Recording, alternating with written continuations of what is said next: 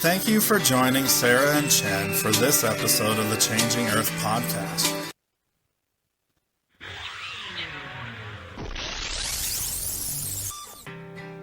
Welcome back to the Changing Earth podcast with author Sarah F. Hathaway and co-host Chen Gibson, blending survival fiction and fact to bring you entertaining education that will help you dream, survive, and thrive.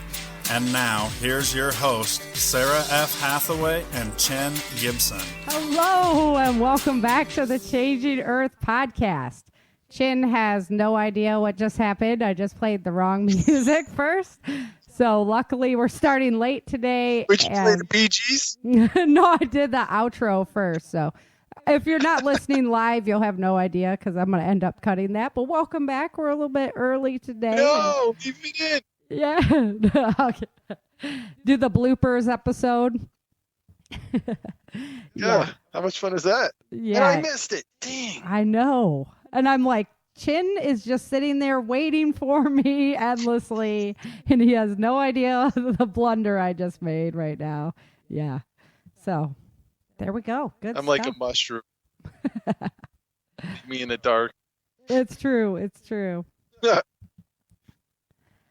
Well, lots of stuff been happening on the Changing Earth, so we're going to take some extra time with that today. It's like the slippery slope of craziness happening on our planet, and it's not in the media at all, pretty much. So it's definitely my job to bring that information to you right now, among some others that are also doing a great job of it. So, but we're going to talk food stores. I know we've been doing a lot of basics lately, but it's really important. I've been in this for a long time. Jen, you've been in the preparedness community even longer. And yeah, how many years have you been serious about being prepared? Serious? Yeah, well, you had the hurricanes and stuff. That's probably what. Yeah, I kind of went from growing up. I was raised in a mindset, but nobody knew what it was called. Exactly. Yeah, fair enough. Then when I moved to South Carolina, I was like, hey, people evacuate from this stuff. Yeah. So we had to plan for that. Exactly, yeah. So you just grew up. You were a typical Midwesterner growing up. You saw that stuff on the shelves and gardening and I mean, my parents always had a garden, always, canned, not like crazy canned, but right, but just putting some stuff away. Jellies. I always had like an extra freezer, an extra fridge, and shelves in the basement for stuff. And my grandparents always, we got an alert. There's an alert. Let me turn that off. So what are my you grandparents alerting about? always had like, hey. You don't want anybody sneaking up on the mobile command zone for changing. Got you. I thought we were gonna have like some breaking news right on the podcast live. Yeah. So my grandparents also had snowmobiles and wood stoves and the whole thing for. Just in case. They grew up in snow country. Yeah, so it was more than just recreational. Maybe it's a more common thing still in the Midwest, because I've been out in California. I was out there for a long time before I was here in Texas. Although here in Texas, it seems like more people still can and garden. Yeah. It was just life. It was just being ready for life. It wasn't. Nobody. I'm always out in the rural area though too, so I can't really speak to the cities. To the city areas. Mm-hmm. Yeah, city's more like go grocery shopping every day for what you're going to eat for dinner. Right. Or like just people, even I watch the worst cooks and people that don't know how to cook at all. I'm like, how does that happen? How do you survive without knowing how to cook? So. It was funny. Growing up, my mom made me learn how to cook before I went off to college. Right. It made me I always helped around the kitchen stuff, but it's like I was cooking meals for the family before I went out to college, so she made sure I survived. Yeah, my son does. The 21-year-old, or heck, Christian does. He does his meatball dinner. He can make meatballs and whatnot. So very nice. Yeah. I mean, gotta get it going young. In my opinion, you gotta learn to take care of yourself. It's just life. Exactly. So I couldn't imagine where you could just eat out all the time. But right now, that's got to be as expensive as all get-go. I know, Eating it's out all the time. ridiculous. Yeah. We even had the food truck come by the house, and we were like, we'll have a treat. And it felt like it was just as expensive as we used to go out to the stupid restaurant. Yeah. I'm like, I've spent like $30 for We were out 2 truck meals. Yep, we were out, family of 4 at like the little neighborhood mom and pop restaurant. Yeah. It was a $70 dinner.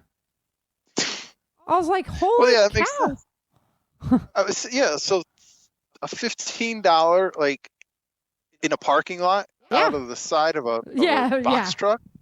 Exactly. $15 a plate. I mean, come on. Yeah. So that was we haven't had any since So then. if anything, you guys should have your own food around just to make sure you don't have to pay those exorbitant prices.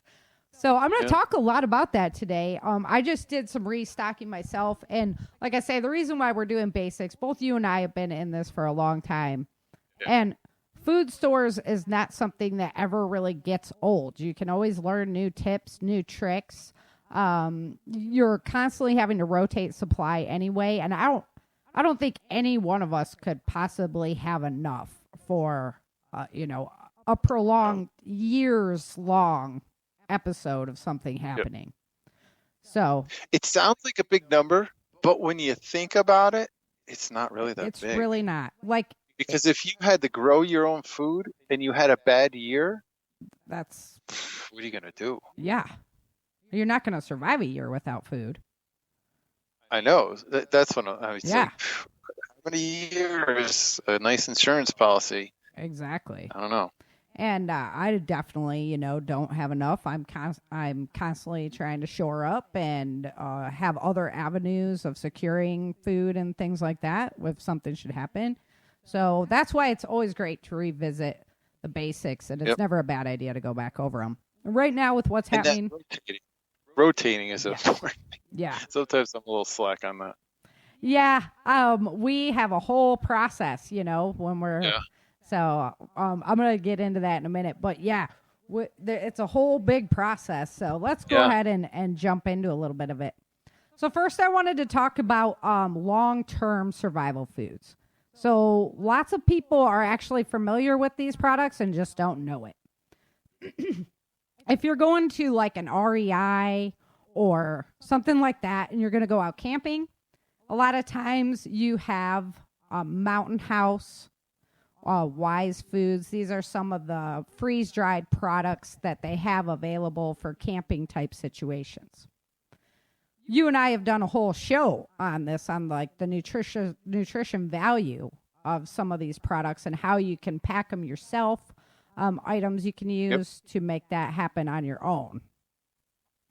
But let's face it, it's just easy to buy like tubs, right? So if you need survival food, go to preparewithchangingearth.com. You help support the show, and it's a great product. And one of the things, it's easy jumpstart too. It is like a really easy jumpstart, and at least you get like some security out of it. Exactly. It's a start. It's a great place to start. So one of the things I want to talk about was kind of the difference between the hiking foods and a superior product like My Patriot Supply product, Ogden Farms, things like that are actual survival foods. A lot of the hiking products are way higher in sodium. And if you're looking at eating that long term, now you're talking about a lot of sodium in your body. You're going to need a lot of water to process that properly.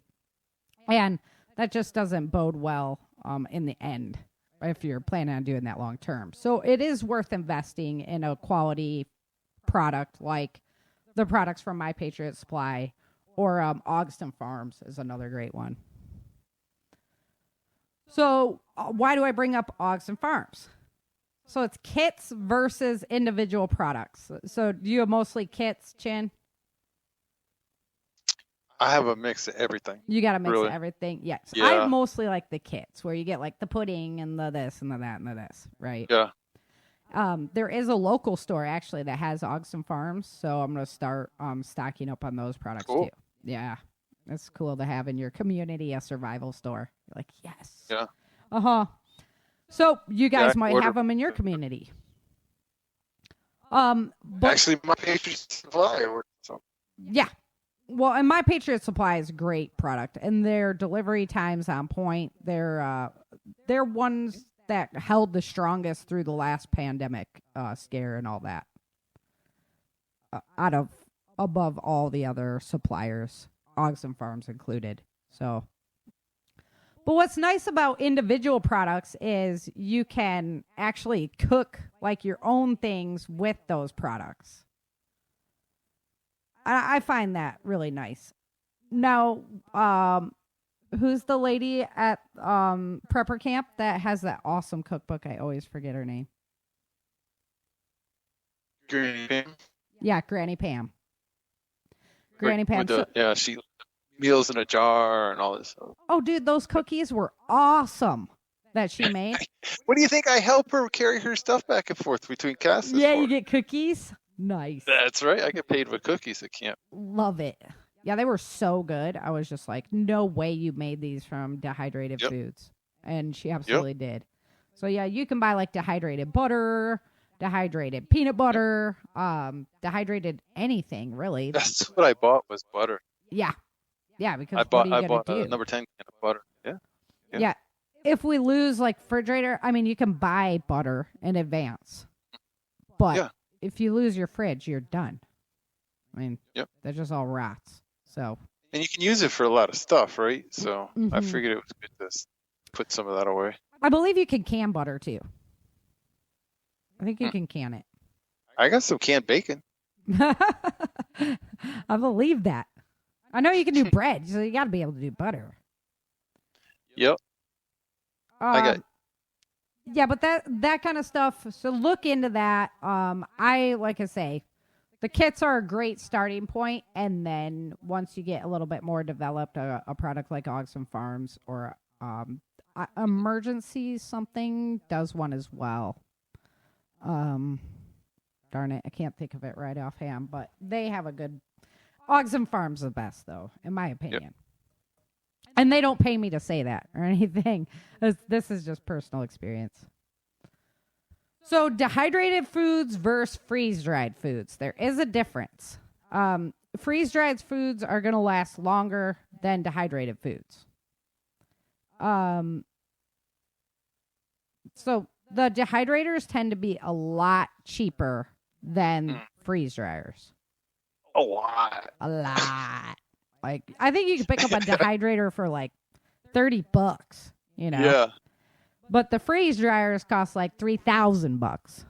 Well, can't you put it on the dashboard of your car? That's it, right? So, or improvise. You know, if you read the Little House in the Big Woods books, they talked a lot about ways that they did it back in the day. I like inside the car because you keep the bugs off of it. Right? Yeah. I mean, if you just like put it out sun dried, there's a lot of bugs here in Texas. I'm not sure I'd want my food out there. But hey, you know, you get a little extra protein in it. Yeah, I know. As the host of the show that got to eat some. Yeah, the host doesn't have to do that. Only the co-host has to do that. I was like, oh, bug eating episode. Okay. Crunch. Hey, Chin. Oh, and the little bulgy eyes on those things. Oh, my goodness. No way I could not. Oh, Your legs stuck between your teeth. Yeah, I'm good. So buy now, save stuff for later. Yeah, let's get off that topic. Canning's great. I can every summer. I actually have to can again right now. Canning is always good. Yep. I worry about the availability of cans and lids in the future. Yep. So, those lids. Yeah, it's hard enough to find anything nowadays, as it is right now. We'll talk about that in a minute too. But the availability of those and jars, like you can reuse your jars. Technically, right. You can reuse the lids a couple times too, although it gets pretty iffy. But the jars even crack as time goes on. So, and that sucks too when you just like filled it all up. You put it in the water to hot water bath it, boom, it explodes. Now you lost all that product because it's mixed with glass. So that could be really bad in a survival situation. I'm interested in researching more on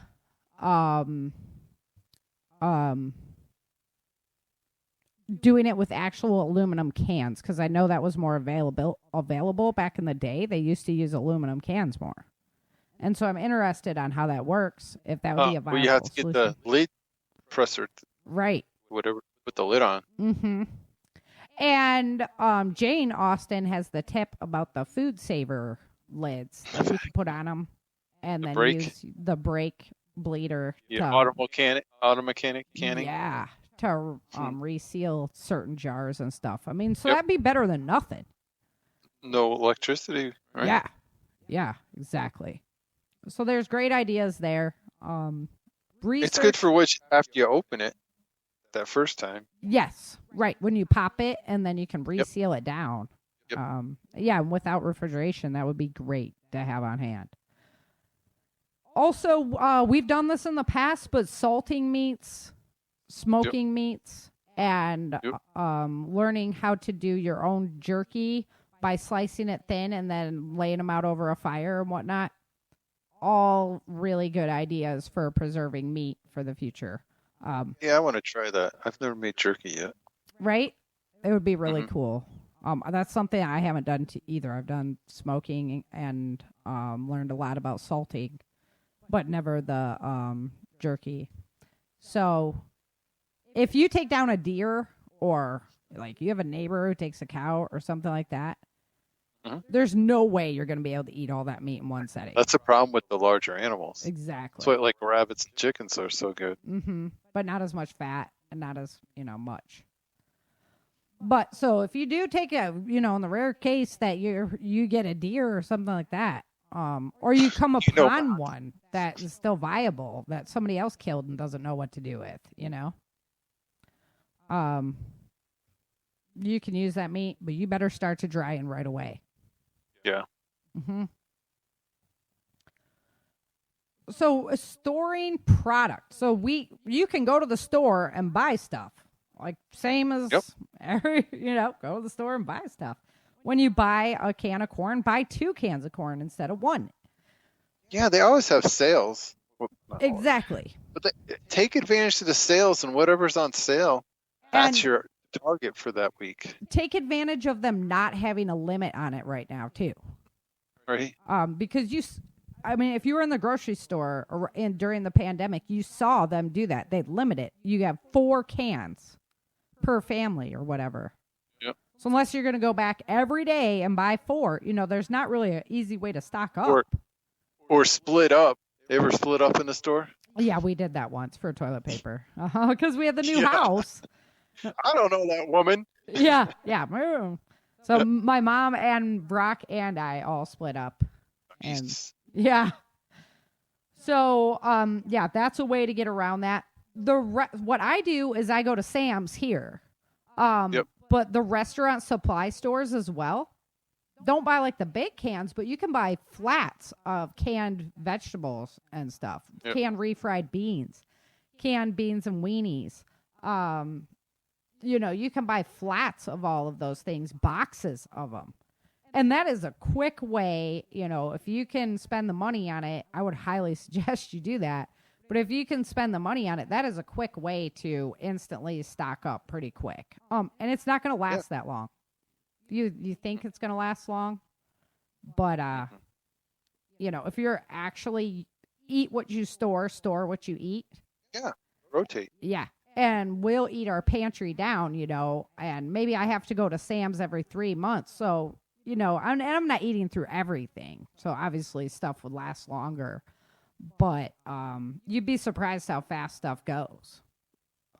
Especially in that kind of survival situation where you're not eating out once in a while, or, you're should be saving money too. Yeah. Yeah, it does. Even during good times, you'll be saving money. Exactly. That's an easy way. So I buy like a big pork tenderloin, and then I process it myself into pork chops. And that way you spend like $30 on the pork loin, and now you have like 7 meals to eat out of $30. Yep.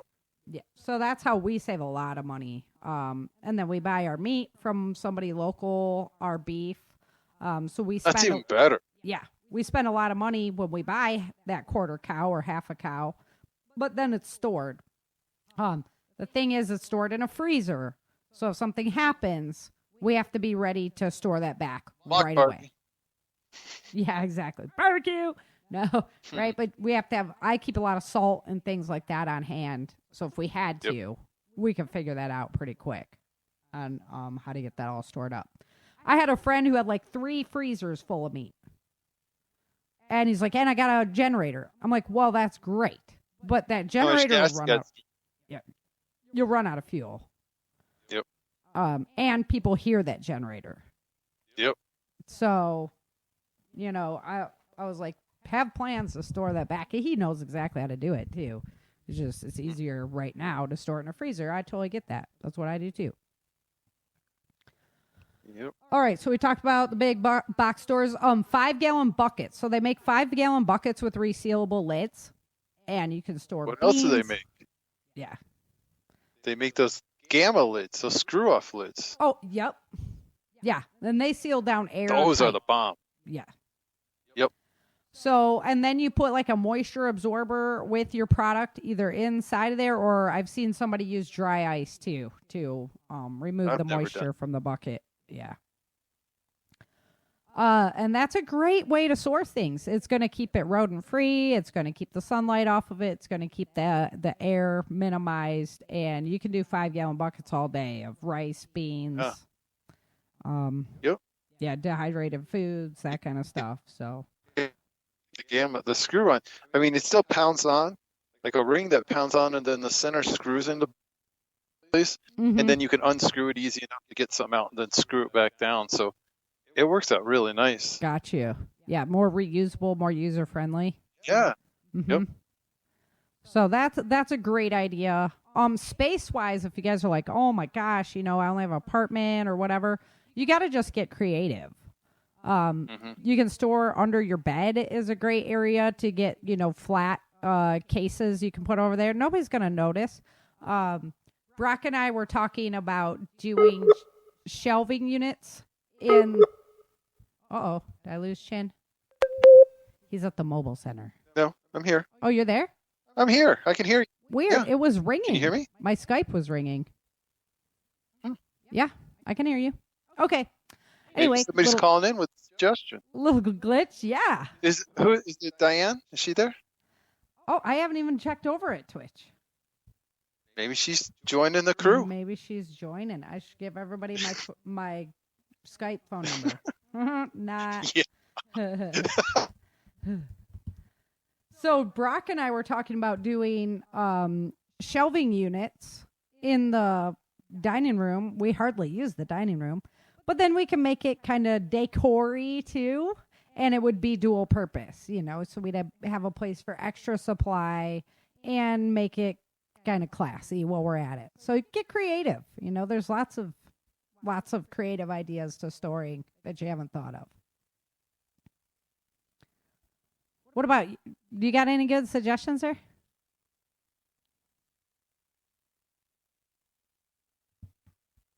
Uh-oh. Did I lose him? Chin. He better stand up. Hey, I'm here. I can't hear you. I couldn't hear you. Can you hear me now? Yeah, I can hear you now. Wait, I'll run to the other end of the command center. Yeah. Wait, you'll hear me walking. I'm going to the other end. It's your ninja squirrels. Yeah, those damn squirrels. I'm telling you. That's the alarm going off. The ninja squirrels. I had ninja squirrels invading. Can you hear me any better? Yeah, I can hear you now. Yeah, what do you got? Well, good idea for storage space. Oh, you could do make coffee tables and stuff that'll hold stuff. Fair enough. Use your buckets and put a piece of plywood over it, and then drape, tablecloths and stuff over it. Nobody will know. What guest is gonna Oh, what do you got in there? They need to be showed. Yeah, they just show. They put a lamp on top of it and whatever, some knick-knack crap and yeah, done. We also Or built get in like a hope chest. Use like a hope chest or a old like army yeah. foot locker for a coffee table, and then fill that up. Yeah, product everywhere. We also built in bench seating for our table at one of our houses. And you can store all in there. You can store stuff because we didn't have any cabinetry, you know. Mhm. So there's another. Build a bench seat in your dining room. That's That's not a bad idea, actually. I didn't think about that one. Okay, so definitely the 5-gallon buckets, and then the Mylar bags, vacuum sealing. Those are viable options too. The Mylar is going to be better than vacuum sealing because it keeps the light out. But again, you need the oxygen absorbers. You need a way to seal that down for time. And people use those in conjunction with the 5-gallon buckets as well. Yep. Okay, so we've talked a lot about gardening in the past couple weeks. If you're not in step with that, you got to go check out those episodes. So the first suggestion I would say with gardening is you have to make the decision, is it going to be a personal effort or a community effort? So do you have the space to be able to garden and do that? Or do you need to get together with other people in your community and figure out how you're going to have a communal space for the garden? Mm-hmm. So that's really, depending on where you live, how that's going to go. Or maybe not. You just don't want to do it alone anyway. So it's a good opportunity to meet new people. Yep. With gardening. James was using it. Yeah. Over Broadcast Network. Yeah. It's a great idea. I really think so. With gardening, there's going to be good years, there's going to be bad years. So if you are going to garden, you need to get the practice now. Yep. Make sure you take into account future equipment that you might need and then seeds. And I had a great feedback from one of our listeners, Nina, and she was like, she buys the potpourri bags that you put potpourri in. And then you can use that as a pouch around the top of the bloom on your plant. And then all you have to do is shake the seeds into that potpourri bag and boop, you got the seeds. Good idea. I was like, great idea. Oh, that is a stellar idea. So thank you, Nina, for your feedback. I really appreciate hearing from you guys. And I always want to learn new tricks and tips. So really appreciate the feedback. And then wild foraging. You need to have a book. You need to have some experience. REI is a great place. They usually have hiking trips and things like that you can go on with people. Go into your local forums, things like that. There's lots of people who know wild foraging and can show you things and start introducing you to your local environment. Nicole Appelian, she's like, get to know 2 plants a month. Just take the time and really get to know just 2 plants a month. And then if you do that for a year, now you have 24 plants that you have potential to use, to eat, to harvest. That's a lot.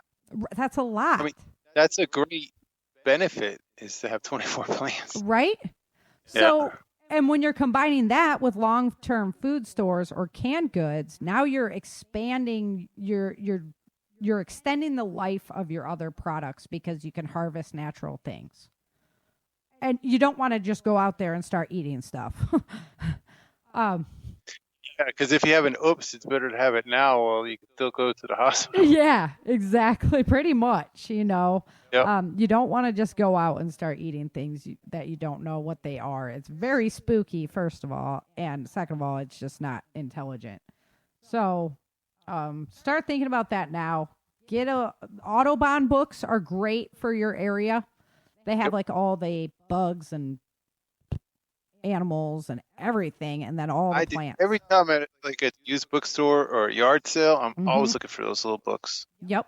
And then Native American resources in your area, I've always found those books to be very, very beneficial as well.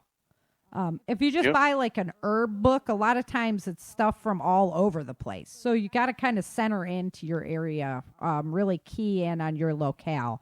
yes, it's good to know things from all over the place, but I mean, you are where you are, so It's like real estate, location, location, location. right, and it's totally different.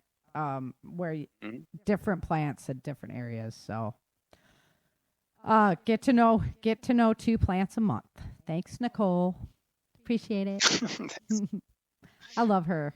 When I see her little Yeah, her videos come up book's on awesome. YouTube and stuff, I'm like, yeah, Nicole, go for I it. was hoping while you were in California, you take a trip north and go spend time with her. That would have been fun for you. Yeah, North is just as bad as California, so yeah, didn't really want to do that. No, I meant while you were living in California, Yeah. it would have been fun for you to just visit with her. Well, it's okay. Once I get my RV, I'll be all over the country, go meet Oh, everybody. goodness. Yeah.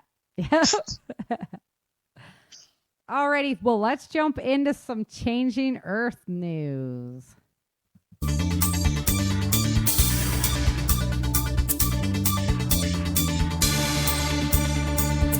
All right, I got my intro music going that Chin can't hear. Yes, finally got the news intro. Guys, we've had a lot of stuff happen over the past week, so let's get started. So much stuff. So on 7/5, we had more CMEs erupting. We had the X-class CME. I think we went over that last week, though, right? Yep, we did. Yeah, it brushed past us. It was not a direct hit. If that would have been a direct hit, that would have been bad news for Come on. for Mother Nature here on Earth. So we're very, very grateful that didn't hit us. And most of the CMEs that are still sparking back, especially on the 5th, were going away from the Earth. However, because of that uptick, even when they're blasting away and we just get the edges of them, there was a 5.2 in Hawaii that was pretty significant. There was also a coronal hole that developed on the south side. And these coronal holes, when they line up with the Earth, they tend to cause a lot of earthquakes here because of the difference in the magnetic energy. Did you see? That's just crazy. I know. Isn't that cool? Just everybody thinks, oh, this is it's Earth, just right? random or whatever. But we are so affected by stuff. Well, the sun is just everything to us. You know, it has every effect on us. So the Gulf of Mexico, did you see the fire that was there from the natural gas line? No. Yeah. The supposedly lightning struck at exactly the same time that this pipeline exploded. And so the ocean was on fire. It's just ocean fire. Not like an oil fire. This was just bubbling fire ocean. It was pretty neat to see. And Sure you weren't watching the Sci-Fi Channel? Yeah, right. No, that was legitimately happening. We're going to come back to that. So these are just stories that are kind of happening. We'll put it together in a minute. This was on the 6th. Record cold in Boston and Concord on the 6th. But the news isn't covering any of that. Only the record heat on the on the northwest coast. That's all we're covering. Because we have to keep pushing this insane global warming theory, which, if you're following the science of what's going on, is actually not happening. Global change, yes, is happening. Mm-hmm. But Yep. a warming of our planet is not happening. And that's why they had to even change the name and everything. I don't know why they're still stuck on this. But they falsify a lot of documents to present that image to the public. Yeah, Get out here. the map that they put out of the heat areas. Yeah. They turn all of the areas that are colder. They just turn it white. So all you see is the actual heat areas, and you never see the cooling on our planet that's happening at the same time. Lying by omission. Huh? Yeah. Okay, they confirmed that the 6.4-inch hailstone that dropped in San Antonio, but between that cold snap that we had and now, it was the largest hailstone recorded in Texas history. So 6.4-inch hailstone. That would hurt. Yeah, that would knock you the heck out, man. We got mudslides in Japan, Brazil, more crop loss. They have the drought that's happening there. I mean, the earth is literally just cracked. And then they got a record cold snap. It was 18.5 degrees Fahrenheit in the major crop growing zone. So even if your crops were growing, now they all got frozen. Yeah, it's not good because we were really hoping that they could pick up a lot of the slack from China and the United States not having good harvests. So that's a big problem there. But they're not talking about cold, so that didn't make the news. Then we had on the 8th, we had some very unusual earthquake activity near Yellowstone.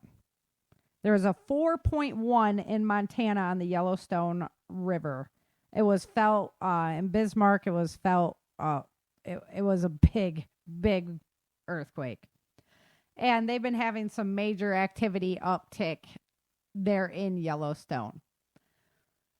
So now with Yellowstone, the jury's still out whether Yellowstone vents herself enough to be able to erupt again.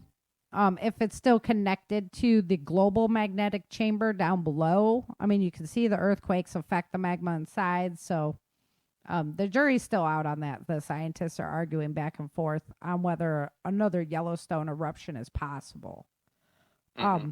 My thing is, you've seen Yellowstone travel. If you really look into the history of Yellowstone, it moved across the United States to its current location. And so it would make sense that if it erupted again, it would be in a different location because that's been the past history pattern of it. And this one was kind of lockstep of where it would be migrating to for another eruption. So that was why I was like, that's interesting. An area that doesn't normally get earthquakes. And here it would be right kind of in line with where it would move geologically. So we'll just have to keep eyes on that. You know, it's a big if. That's a big maybe. But that's a big problem if anything's happening there. So definitely just eyes on. Something to just watch for. So our solar activity on the 8th also took a big uptick. We have spots. She's getting really, really, really busy up there. It used to be you'd watch it because we were in the minimum. And you just didn't see any activity day after day after day. And now it's just like, oh my gosh, so much is happening. And that X-Class one just popped out of nowhere. Yeah, I remember reading that. Yeah, so it's not like they even were like, oh, this is a potential producer, boom, X-Class. That was just like, boom, X-Class out of nowhere. So. Yeah, Sun said, hold my beer. Yeah, like, oh, you guys think you haven't figured out? Yeah, hold my beer. Here we go. So the solar wind from the coronal hole should have its biggest effect on us today. And I've been looking around on the earthquake reports and things like that, and it seems eerily quiet for the amount of activity that we've been having. So I don't know. We got to just wait and see what happens, although we do have a lot of volcanoes erupting right now. You might have to do late breaking news before you release the podcast. Yeah, right. Go ahead and update it. We can always talk about it next week, you know. But so then I'm at work one day, and if you guys don't know, I still work remotely in California, and my coworker felt an earthquake. One of our clients felt an earthquake. We were like, "What is going on?" California just got pummeled with earthquakes. Luckily, the major ones that would have been very bad were mostly out in rural areas. So, but Tahoe got it again. That whole Sierra Nevada fault line just started ripping itself into motion. So Stockton's a big town. They got hit by a pretty significant earthquake. And then you'd never believe that I got so many calls for insurance on earthquake coverage the next day. So that's always fun. But the 6.0 that happened, which was the most significant earthquake of the day there, lots of them happened up in Lake Tahoe and that, but the 6.0 that happened was directly north of the Long Valley caldera. Potentially, I would say that the Long Valley caldera, it is a supervolcano for those of you that don't know. And I would say it has more potential for a major eruption than Yellowstone does because it's bottled up. It doesn't release anything like Yellowstone does. So, and that one, if you've ever studied like ash falls of Yellowstone, how that would look, what areas would be coated, that one has bigger potential to be a bigger impactor on more of the southern regions in Mexico and also north, but also more wind blowing it eastwards as well. It could be a bigger hit to the United States than Yellowstone. When Mount St. Helen went off, all right. that ash and stuff. Yeah. Mm-hmm. Because of the jet streams, if Long Valley went, it would carry more of the ash to the east coast than Yellowstone. But it would go mostly up north. They're hoping, But looking at the spread, I mean, with a supervolcano, you're going from feet of ash to foot of ash to, half foot to inches kind of thing. So we're talking huge swaths of land covered in ash. This is Dark Days in Denver. You got to read my Dark Days in Denver book. We did the volcano eruption in that. I need some of those modified trucks. Yeah. Oh, and speaking of the audio drama, the season 2 of the audio drama is coming together really good. So we'll have more news on that in the future. Okay, so back into reality. So now on the 9th, the sun was quiet. We were just kind of in earthquake watch because of all this activity that had happened. And so we're just keeping our eye on things. Readings came in from Mars. And so the solar sheet is the one that's affecting all our planets and then going to come into the Earth and could cause some big problems. This is 12,000-year cycle. And if you have no idea what I'm talking about, go back, I think it's like 5 episodes now. I talked to James about the whole theory on the Prepper Broadcast Network. And also go over to Suspicious Observers on YouTube, Suspicious Observers, and watch the disaster playlist. You might not understand a lot of it at first, but you will by the end. And it's these 12,000-year cycles. And it's because of this sheet that's coming through our universe, and it's affecting each planet on its way in. Well, Mars just had observation of auroras on Mars. Well, Mars can't produce auroras. It has no atmosphere to do that, right? So it shouldn't be able to produce like the northern lights on Mars. So the scientists are saying that it's because of the magnetic anomalies in the crust of the planet that are happening. So if the sheet's moving inward, wouldn't it make sense that the Earth would start producing the same kind of magnetic anomalies, right? And we've seen these crazy things happening, these weird things. So mud volcanoes. There's been mud volcanoes happening. And one happened in Azerbaijan, and it blew right through a fuel line that's running underground. And so they had fireballs shooting into the air and this mud volcano going off. It was like crazy, random. It seems random, but what have they been doing to the Earth to run these lines to make this happen? Those are all magnetic conduits. Sounds like the storyline from another one of your novels. Right? I know. It's basically is my novel. It's just the science facts on why the fiction happened. Factory fires. So one of the largest oil refineries in Romania exploded. And they're like, well, we don't really know why, but what did they do to the crust underneath that refinery? The more that we turn it into Swiss cheese and whatnot, the more it is attractive to this magnetic anomalies and earthquakes happening. So the Taal volcano is releasing serious amounts of CO2. It's produced little ice ages in the past if it were to go big. And like all the fish farms that are in the Taal Lake around it, all their fish are dying. But the government's like, oh, no, that's totally unrelated. Yeah, that sounds really likely to me. Very unrelated. So there's this magnetic energy that is happening. We've seen it on Mars. We've seen it on the other planets that are our solar system. And we're going to believe as arrogant human beings that, we're above and beyond the force of Mother Nature. I don't think so. And so you can see it in the uptick of volcanic activity.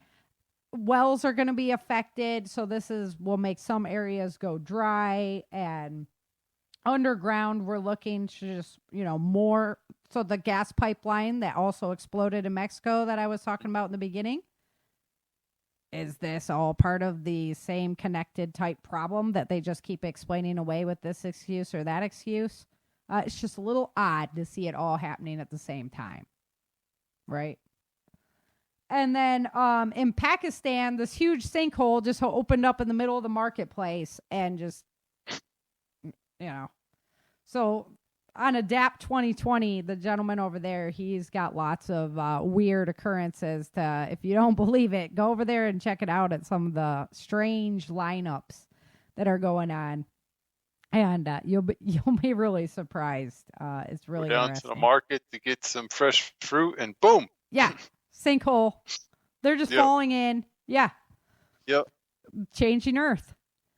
So temperature-wise, we're actually 0.26 above average. We're 0.26 of a degree above average right now on our global temperature. So again, the global warming, the numbers just aren't there to prove that we have any kind of global warming going on. Bad news for Christmas time this year, and that's why I wanted to do the food storage. Food is going to be really, really important because we're going to be looking at shortages in the future.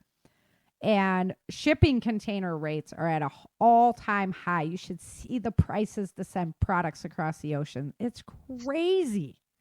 It looks like the Loch Ness Monster, the chart. It's just like, oh, wait. So nasty graph. Yeah. And they're saying, well, it's because of the uptick of demand. Well, where did this crazy demand just come from? Like, what are you guys talking about? I don't think anybody's out buying more than they ever did in the past, And they're saying that, retailers, as products coming in, it's going out. So it's in, out. There's no stocking up for Christmas at this point to be able to buy people presents and whatnot, PlayStations or whatever. So very interesting. Trains. What's that? Time to whittle some trains for the little kids. Yeah, exactly. Little toys. Exactly. Or, buying made in the USA, because it doesn't have to travel that far kind of thing. So it's just questionable on why these big companies, what happened to their supply chain? What happened to, it's obviously a different marketplace right now. Why is all that happening? You can't tell me it's just because of COVID. It's just, you can only use that excuse so long.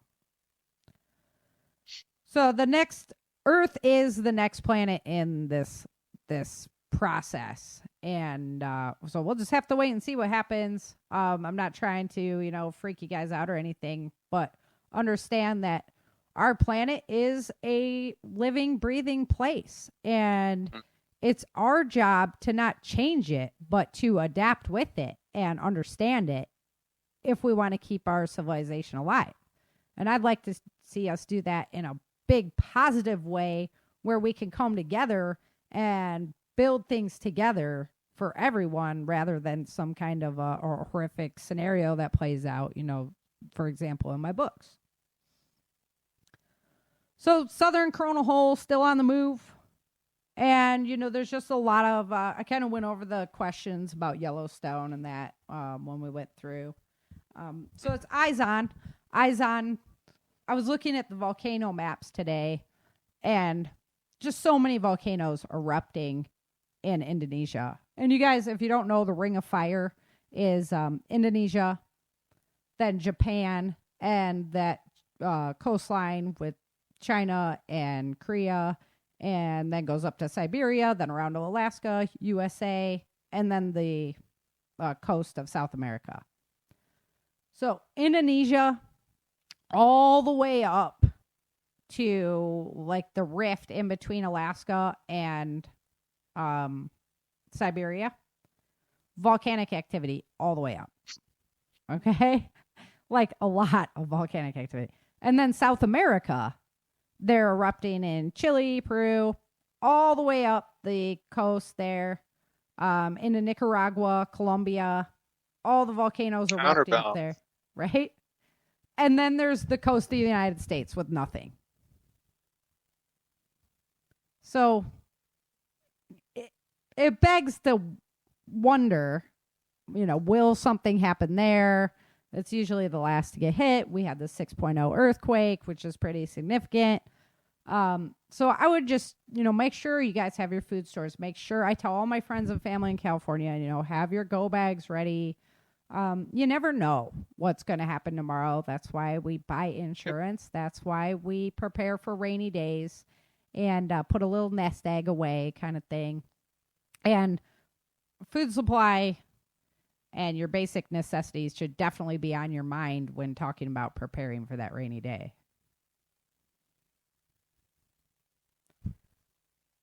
All right. There's my spiel. What do you think? Self-insure. Yep. Self-insure. I like it. Mm-hmm. I think it's important. It's been what kills me, the funny thing is we all think this is like the new prepper movement, but it's the old grandparent movement just being kicked around with different names, right? Absolutely. Different catchphrases. Yeah, because people ask me, well, when did you get into it? And I'm the same way. I grew up, gardening, fishing, hunting, canning, doing that kind of thing. Oh, well, you're a survivalist then. No, I'm just me, I'm just me. And, but come to find out that a lot of people don't know the same thing. So, man, I feel so obligated to share it and get people to understand how important we kind of forgot about our basics when we went into so much cool techie stuff. Yep, exactly. Mm-hmm. And so that having that basic understanding is really, really important. Really important. And staying grounded. Yeah. And both, like I say, you've been in the prepping arena for a long time, the preparedness arena for a long time. I've been in the preparedness arena. We've heard a lot of things in the past. Oh, this is going to happen. That's going to happen. This is going to happen. That's going to happen. If you're constantly planning for that one event that might happen, you're doing it for the wrong reasons. It should be for your personal assurance that, hey, if I lost my job tomorrow, at least I would still be able to eat. My family would still be able to eat till I can figure something out. Yep. Yeah, if a spouse, something were to happen to them, they went in the hospital. Now we have all these expenses we didn't plan on having. Well, at least you have that assurance for tomorrow. And if there's a natural disaster in your area or a man-made disaster, at least you have that assurance for tomorrow. That's really all it's about. So, yep, exactly. Mm-hmm. So it's planning ahead. It's just, I'm into the change. It makes you more. You feel a little more at ease too if you kind of work on getting your action plan and I definitely stuff agree set with up. that. Yeah. We just went and re-upped again at the box store, and yeah, it's some money out of pocket, but I was like, okay, we're good, So baby steps, and before you know it, you start getting a little bit more prepared than you were before and a little bit more prepared than you were before. And it's just like when you go buy insurance. First, you start with auto insurance, And I know very few people that go and buy auto insurance, home insurance, life insurance, business insurance, everything all at once. Now I'm totally ready. Right? That's just silly. It's not really hurt. Unless they're moving to a new town and they're right, and you're switching things over or something like that. They already But in your life journey, you don't just go out and insure everything. You think you're invisible when you're younger and nothing's ever going to happen. And everybody gets a car insurance because they have to, and then go from there. And then go from there. And it's the same way with preparedness insurance. You start with, oh, well, that's not a bad idea. Maybe I'll get a couple buckets. And, okay, well, is that really enough? Like, what's in those things? Is that really enough? I don't want to eat stroganoff and banana pudding for, So then you start learning a little bit more. Yeah. I think we have a banana pudding in one. I was like, yeah, I don't know about better that. see some of those vanilla wafers. Right? Those are the things, though. Yeah, that's true. The ration bars. Right?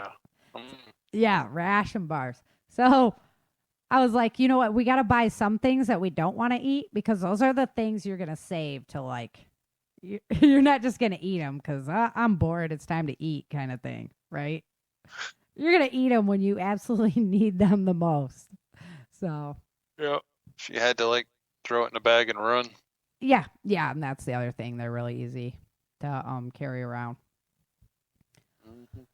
Alrighty, well, that about does it. I hope you guys all really got a lot out of the show. If you have any questions or suggestions on food stores, food prepping items, love to hear it. Bring it on, because the more I learn, the more I can share with you guys, and the more prepared communities and people we can make, and we can, take on anything. Keep adapting to our planet. Keep your eyes open on those changes. There's been a lot this past week, so hopefully things are going to quiet down a little bit, and we're not going to be on this crazy roller coaster next week. But if we are, I'll be there to bring it to you. I'm sure you will, Sarah. Yeah, I keep my eyes on it. Oh, such an exciting time to be alive. So I'm just trying to help everybody else. Whether you look at any angle, it's an exciting time to be alive. A lot of people are depressed about things, and I got to say I was pretty stumped for a while, but I'm really excited now. I feel that I think that if something bad were to happen, we would come together, and that's probably what we all need right about now, is a little come-togetherness, I have hope. A lot come together, so Mm-hmm. Yep. I have hope. So I can't quit smiling about it. It's like, remember right after 9/11? Yeah. Everybody was like, America, right? Yeah, and we all were hugging like, each other, looking out for your neighbor. Yeah. Yeah. Right. That's what we need. We're gonna, and not the 9/11, but we need the spirit. Right. We're gonna band together, that feeling back. Yep. Everybody kind of just gets out of the funk, because we don't need that funky. We're good. Yep. We're good. All right, guys. We're going to go ahead and sign off. Until next time, remember, dream, survive, thrive. Thank you for joining Sarah and Chen for this episode of the Changing Earth podcast. Don't forget to pick up your copy of Day After Disaster at www.authorsarahfhathaway.com. If you love the Changing Earth series,